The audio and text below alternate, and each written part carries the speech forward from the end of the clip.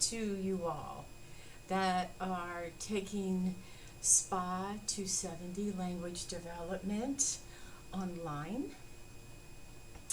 I am Professor Couch. I am a speech and language pathologist and have been for over 40 years. I've been at Ball State for about 13 years, and I'm a mom and a wife and a grandmother, and I have a 4-pound Yorkie that I love to death. Her name is Addie. I have grandchildren. My daughter lives in Ohio, and I have stepchildren who live close. I like to work in my yard in the flower beds, and I quilt when I have time.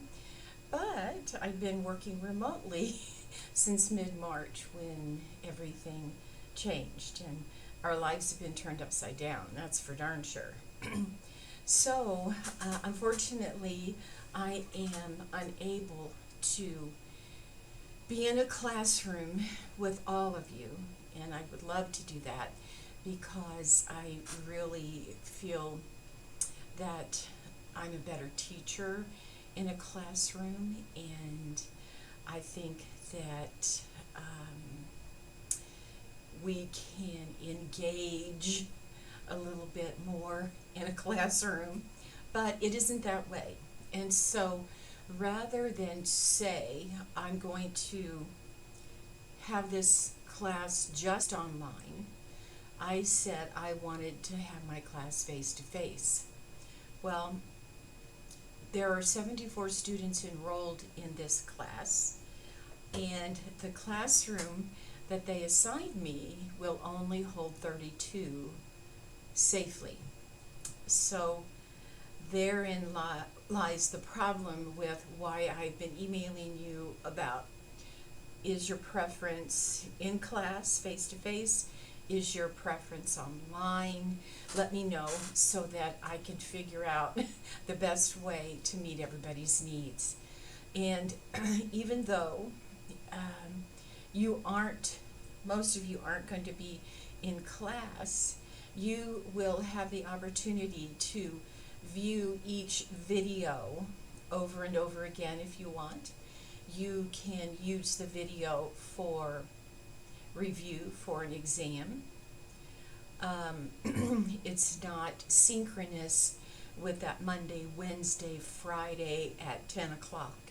So I am making it asynchronous so that you have the opportunity to be flexible with the material, and you can go back and look at it more than once if you'd like. So that was my option. But I was pretty silly in thinking that, oh yeah, they'll give me a big classroom and excuse me, we'll be 6 feet apart and everybody will be in there. Duh. Little did I know that they would tell me, well, you can have this classroom in the business building and you can have 32 students in there. And I went, oh, what am I going to do?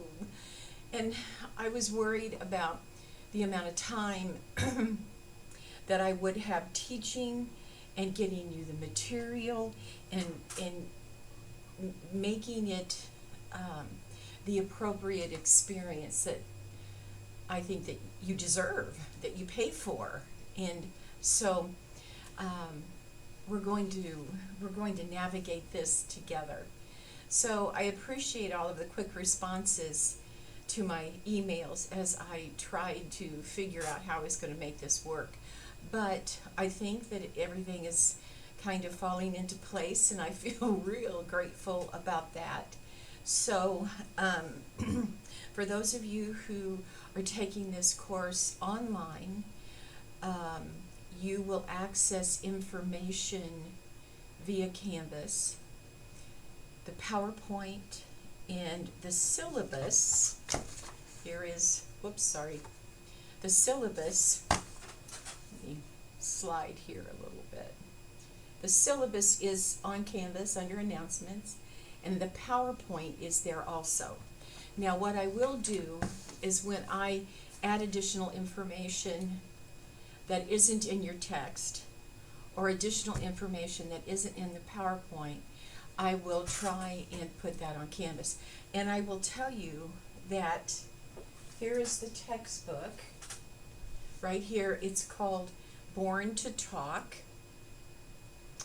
and it is the 7th edition. Everything is reversed here, guys, so bear with me. It's the 7th edition.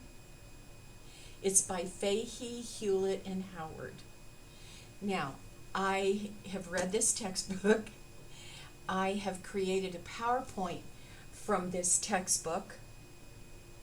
So it's not that I'm trying to trick you. If you read the textbook, you make copies, print off the PowerPoint, and if you follow along my lecture with the PowerPoint, you can make additional notes.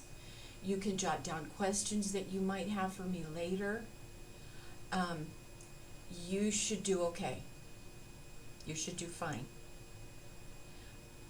The PowerPoint comes from the textbook, and everything that you have there is in here. Now, I also will add supplemental information from time to time. I like to do a spin-off from something that we're talking about. So you will have information from the PowerPoint, and then I'll let you know, this is in addition to, but I think it's relevant, I think it's important, and what I like to do is give you information that sort of sets you above. You will maybe be in an interview someday, and somebody will ask you about APGAR scores. And we're going to find out what APGAR scores are if you don't know. And I do think that you have some exposure to those in other classes.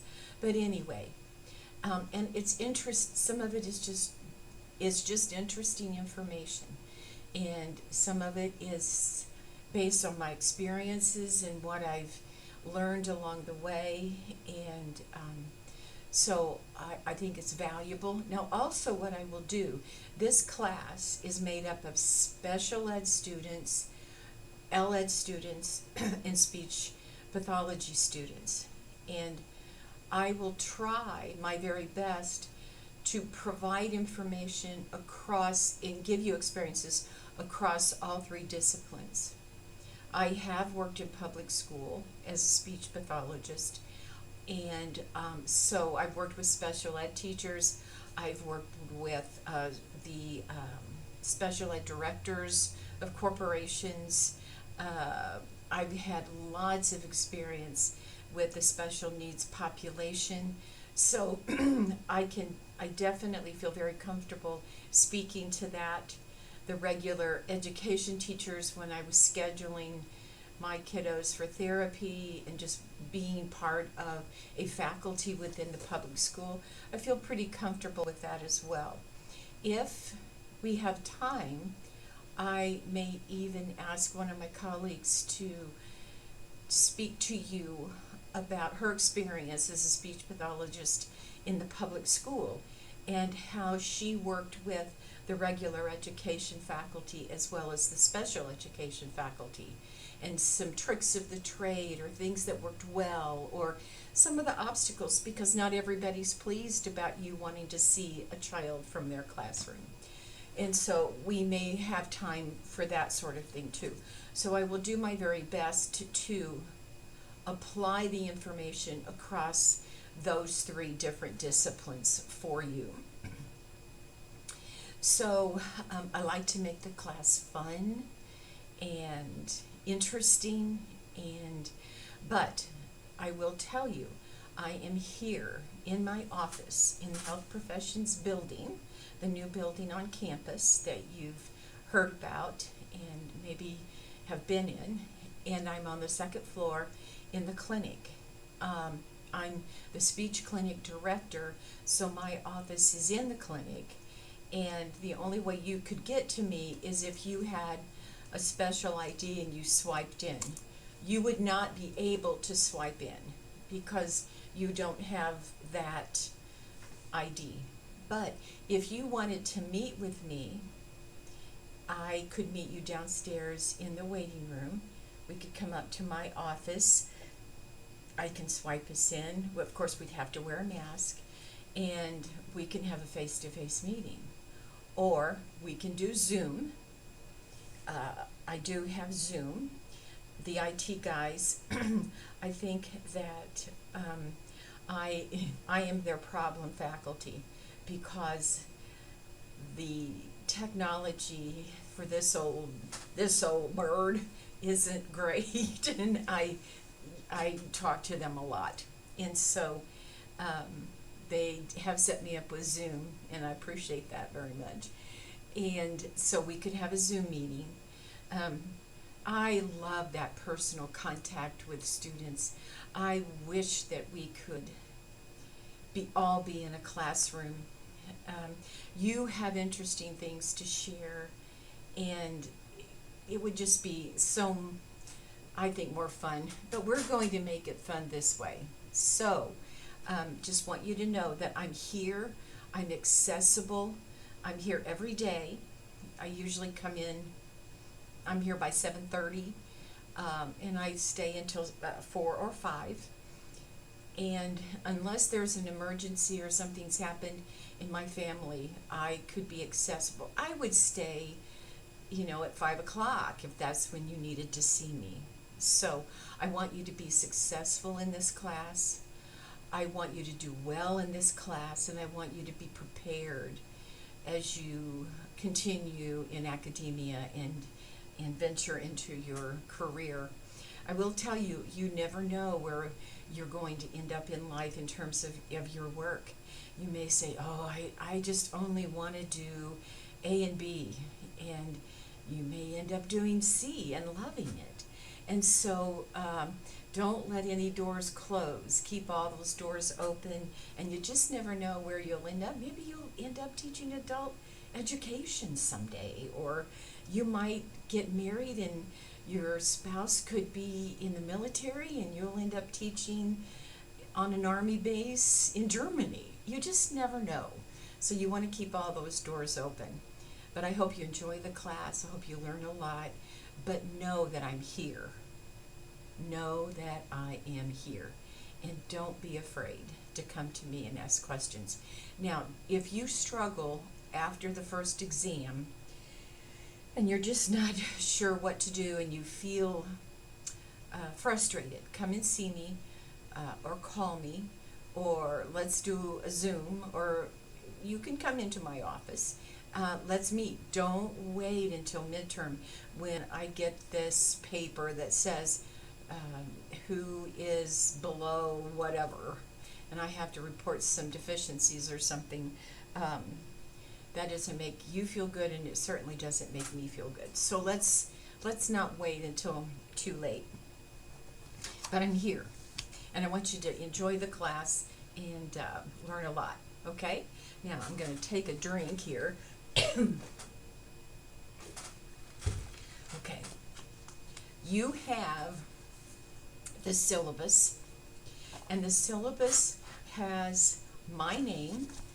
It has the time of the class, Monday, Wednesday, and Friday, 10 to 10:50, but we know that you are going to access this information at your leisure when you want. It is asynchronous. You can view it anytime and go back and use it for studying. Now, what I will encourage you to do is, and I will stay ahead. Like today, this is Monday the 17th. And so I'm starting the recordings to stay ahead. But I encourage you to print off the PowerPoint, bring it and have it with you when you're watching the lecture. Make notes, write questions, whatever you need to do that will help you to learn and understand the material. I encourage you, don't do this in bed. sit up at a desk, at the kitchen table, have yourself mentally in a learning mode, and don't have the TV on. Don't have music going. Make sure that you are in the right frame of mind in order to listen to this lecture. It's going to work for you so much better. Don't do it at 10 o'clock at night when you're tired. So keep that online thinking as if you're in the classroom and you're hearing it with your peers. Okay? When I was working remotely at home, I tried, and I know it's not easy. I tried to get up every morning, take a shower, do my hair, put makeup on, put on work clothes or whatever, to get myself into that mental thinking process of work, because I'm not good at working at home. And so it was challenging for me. Oh, let's just slug around in your old clothes, and hair's a mess, and you got the dog, and and there were days my dog was in my lap, and but she was not a bother. But what I'm trying to say is, make sure that you are approaching this the right way to learn the best, okay? And if you find that whatever it is you're doing that is not conducive to learning, you got to make some changes. So let's go through the PowerPoint. We'll get to the PowerPoint in a minute. The syllabus. If you have accommodations, and those accommodations would apply to test taking, it may apply to the location of taking a test. It may apply to how much time you get for taking the test. It may be that you want to go to the Learning Center. You may get 50% more time in order to take the exam. Maybe you need to have the test read to you. That's fine. But I need to know what those accommodations are so that I can meet them. And some of you have told me, as you've responded to my emails, that you do have accommodations and that you will get the paperwork to me. So I do need that information. And certainly I've sent tests over to the Learning Center. That's not a problem. They're real good about getting it back to me. I know that on Canvas, if you do not have a PC or a Mac, there is a problem with using that Respondus monitor. And the Respondus monitor, if you don't know, I have to put the test in, and then I have to click on that Respondus monitor and do a few other things. And then you have to enter information and download the app, I think. And what that does is you will be taking the exam, and I can see you taking the exam. I know that you're not using your notes. I know that you don't have a cheat sheet or whatever it's called, and that you're taking the exam as I have designed it. And that means it's not open book. So if you do not have a Mac or a PC, then we're going to have to come up with another way to do the exam. So that's why I asked that question. If you have a Chromebook or something like that, it may be that you need to borrow a computer from somebody. Or, I don't know, we'll have to work out something. I'm not sure what yet, but that's the reason that I asked what you had for test-taking purposes.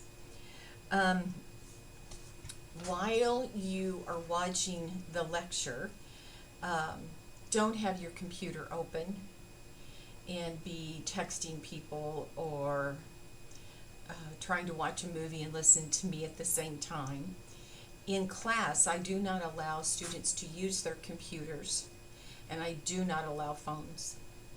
If you have your computer in front of you in the classroom or even at home and you've got a movie going and I'm talking, there's no way that you can really listen to what I'm saying and take notes and watch a movie at the same time. So please avoid that. Sit down and listen to the lecture without interruptions. Turn that phone off. When I'm sitting here right now, I have to check my phone and make sure it's on vibrate. You don't want to listen to me and have these interruptions. You're going to learn better if you're in a different frame of mind than I can do two things at once. Been there, done that, okay? I know. All right. There is a link and a phone number for the Learning Center if you need help with any class, not this one necessarily, but with any class. If you are experiencing mental health concerns, the Counseling Center, which is down on the first floor, and there may be one in Lucina, they offer telehealth services. You know, there's, over the years, I think that our students have a lot of anxiety. You're working 2 jobs, you're putting yourself through school, you have an old rickety car that doesn't work well, you have trouble finding a good paying job that allows you the time that you need for school. There's a lot of anxiety and pressure. And so if you feel like it's just getting to be too much, you can always contact the Counseling Center. Okay, you don't have to worry about talking to somebody in class or the phone. Okay, the course description. The primary focus is language development across the lifespan. And the areas that we're going to talk about, we're going to talk about typical development and atypical development. Because if you know what typical development is, if you know at what age an infant or a little one should begin to sit, say their first word, begin to walk. If you see a child who is older than that and is still not walking or talking, then you know that that development is atypical now. And that tells you a lot diagnostically if you're looking at that child in that frame of mind to evaluate them. But when you know what typical development is, then you can certainly understand where the child might be functioning or even what kind of objectives you would write for the classroom or the therapy room. So we're going to compare many times the two, typical and atypical development. Excuse me, your majors are special ed, L-Ed, and SPA, and I could have some students who are majoring in linguistics or social work, deaf ed. I have had someone in counseling psych before.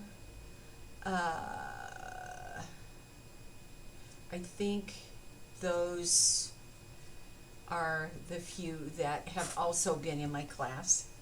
And what I will do is I will make every attempt to cross over and, as I said, and make it applicable to those areas. But the learning objectives include understanding the anatomical and physiological perspective of generating speech. What does it take? What does your body have to do in order to generate speech? You're going to be exposed to the difference between speech, language, and communication, because they're different. They're all very, very different, and it will make sense to you when we have discussed them. You're going to learn about pragmatics, semantics, syntax, morphology, and articulation. Those are the 5 areas of communication or of speech or of language: pragmatics, semantics, syntax, morphology, and articulation. Now, in the past, I have had students do activities, excuse me, with a young child and write a paper analyzing those 5 areas. But that project isn't going to work this semester because of the proximity that you would have to have with a child and illness, and we certainly don't want to unknowingly spread something, so it's best not to do that. But we will have some exercise in which you have to analyze pragmatic, semantic, syntax, morphology, and articulation. And we'll talk about the meaning of each one of those areas too. You're going to understand and have a knowledge of the different theories of how children learn language. How does that actually happen?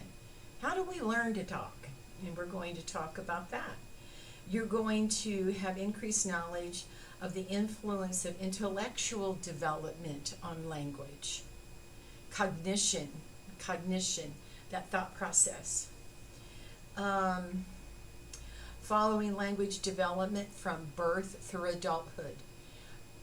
We'll begin with a pregnant mommy and the birthing process, infancy, preschool,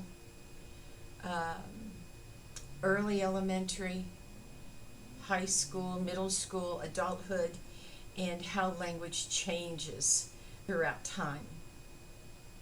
We're going to talk about the influence of diversity, cultural, regional differences, poverty, and social factors, and the impact on language development. The language learning school connection. How does a child's academic success become or is affected by a language delay? Academics. What is the influence of language on academic performance? Literacy and language, that connection. Writing and language, putting your thoughts down on paper. The influence of vision and hearing on language development, and the influence of the sensory system on language development. So we have a lot, and we will go through the entire text. Chapter 5, I believe, is on the sound system. Maybe not. But there's one chapter that we'll touch on very, very briefly. So, I've shown you the book. The first exam will cover Chapter 10 and Chapter 1. Chapter 10 is the anatomy and physiology. And Chapter 1 talks about the connections of the 2 hemispheres of the brain. And the how language fires through the brain and the 4 lobes of the brain. It's very, very basic anatomy. So don't get too worried that oh my gosh, I can never learn that, or why do I need to know that? Well, I'll tell you why you need to know a little bit about it, but you'll learn it. And it's not difficult. But if you are enrolled in anatomy as a SPA student this semester with Mrs. Condon, you'll get in deep into anatomy. Special ed and LED, you won't, but you need to know why a child is acting the way they act, or you need to know why a child has very low tone in their body. when you know why, then it's so much easier to understand when you can figure out the why. Oh, yeah, that's why he has trouble writing, because he has poor fine motor skills. He can't hold a pencil. Oh, that's why he can't. Uh, he's not yet potty trained. He doesn't have the fine motor skills to take his clothes down and pull his clothes back up. You have to be able to do that. Oh, that's why he can't dress himself, because he can't do the buttons, he can't do the zipper, that he can't put his coat on, those kinds of things. Um, we'll learn about the why and what impacts that. So chapter 10 in chapter 1 will be the first exam. Language acquisition theories, cognitive development, and those will be chapters 2, 3, and 4. That will be the second exam. Language sampling and the language from home to school, chapters 5, 6, and 7, that's the third exam. And the development of speech sounds and cultural variations in speech and language production. And then we're also going to talk about disorders in the home, school, community, the chapters 8 and 9, and that would be the final. So, the first exam, according to my syllabus, will be on or around September 21st. Now, that could change depending on how quickly we get through material. The second exam on or around October 21st, covering chapters 2, 3, and 4, and anything shared in class. I supplement the material from the textbook and from the PowerPoint. If there's something that I think is pertinent or important or valuable, I may add it. So keep that in mind too, and I will tell you if it's additional information. Third exam, November 13th.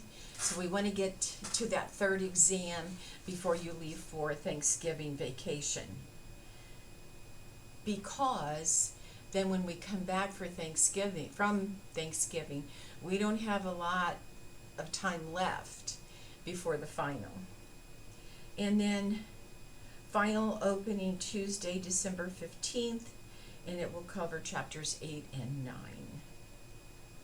Now, in the past, I've been able to give a couple, 3 days for test taking.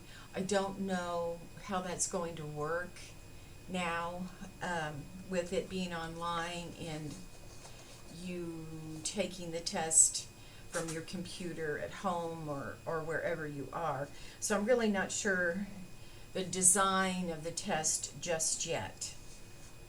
But let's say that the test is scheduled for a Friday, and that's the only day that the test is scheduled for, and it might be scheduled at 10 o'clock, which would be your class time. If you miss it, I can't make an exception and let you take it late. I just can't do that. So you've got to stay on top of when those tests are being offered. If you have to miss a test, then I get it. There are times that emergencies come up. If there's a funeral, a death in your family, then what you need to do is bring the little memorial card. You need to show me proof that you were where you said you were going to be. Also, if you're ill and you miss an exam, I need an excuse from the health center to know that indeed you really were sick. Now, it's not because I don't trust you. It's not because I think that you'll lie to me. It's because in the past I couldn't trust students and they lied to me. So I've had to put some safeguards in place, I guess. So if something like that happens, communicate with me and bring me something to show that you were where you said you were going to be. Now, if there is an emergency and you have to go home because Grandpa had a stroke and he's in the hospital and they aren't sure he's going to make it, let me know that you've had this family emergency. Communicate with me, and we'll work something out. Okay?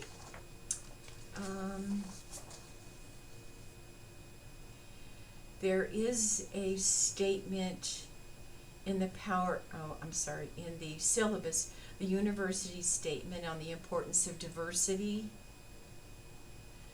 You also have a link for the academic ethics policy. You have a link for a grade appeal policy. Students' rights to be excused for funerals, bereavement. Certainly, I understand that. A link, disruption in classrooms, offices, and other facilities. I've never had to engage any of these. A direct link to the Beneficence Pledge and Ball State Code of Student Rights and Responsibilities are published, and there's a link for that too.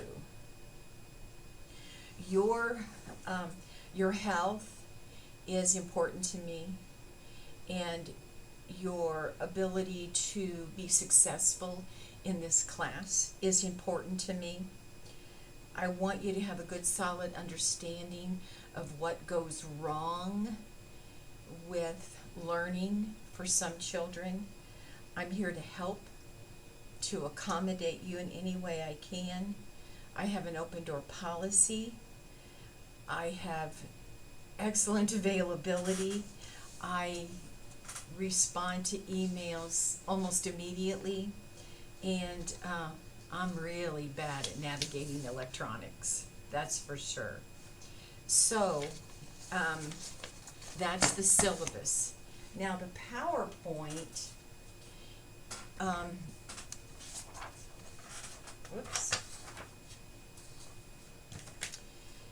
Chapter 10 starts out, and we'll talk about Chapter 10 just a little bit. The anatomical and physiological basis for speech, language, and hearing.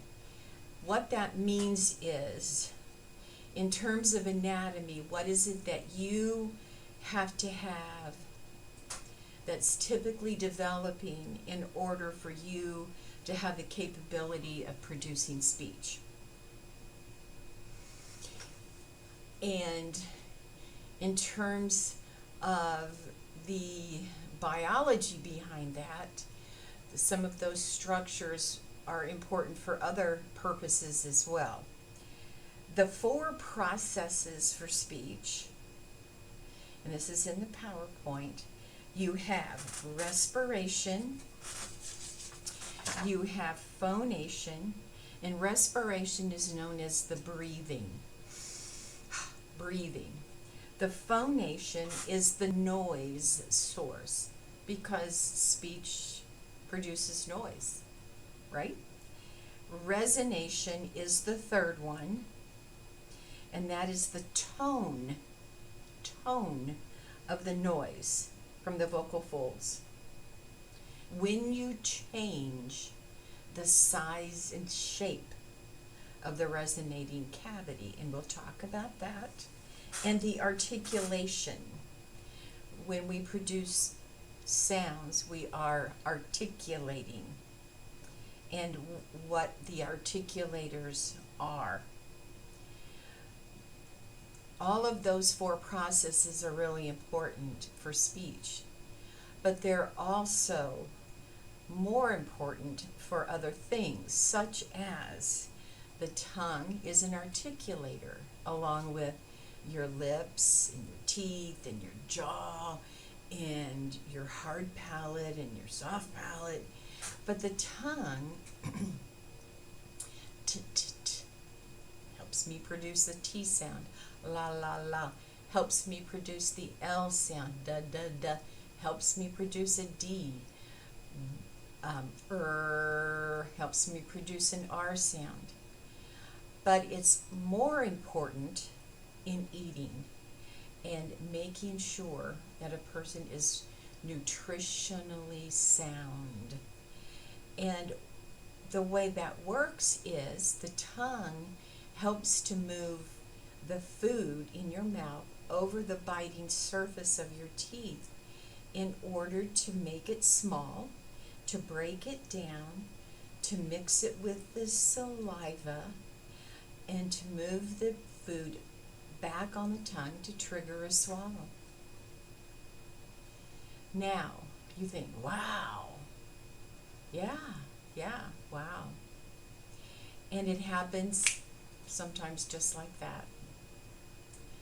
But the tongue is its primary purpose, its more important purpose is to assist with eating. Now, you've been out to eat with your friends, and everybody's sitting around a table and you're having a great time. And you're yucking it up and you're drinking alcohol, or maybe not. And you are, you're eating, you're drinking, you're laughing, and somebody says something really funny, and and you stop, and your eyes begin to water, and your face begins to turn red, and somebody notices and they say, "Are you okay?" And maybe you can't speak, but you shake your head no, and somebody says, "Did the food go down the wrong pipe?" And so then you start to cough. Well, in the area of the larynx, which is this bony surface, or bony structure, you have the vocal folds. When we eat and swallow, the food goes down the esophagus into our tummy. When we are breathing, the air goes down the trachea into your lungs. When you're eating, you take the food in, the tongue helps to move it, you make it smaller, you combine it with saliva, you push it back, trigger the swallow safely. But if you're laughing and chewing and drinking, maybe it slips back and the swallow isn't ready.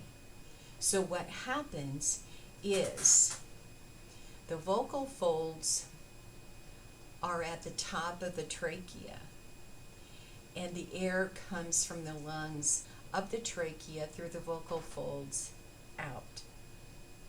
So when you swallow and you're swallowing food, those vocal folds close. Because remember, below that is the trachea, and that goes into the lungs.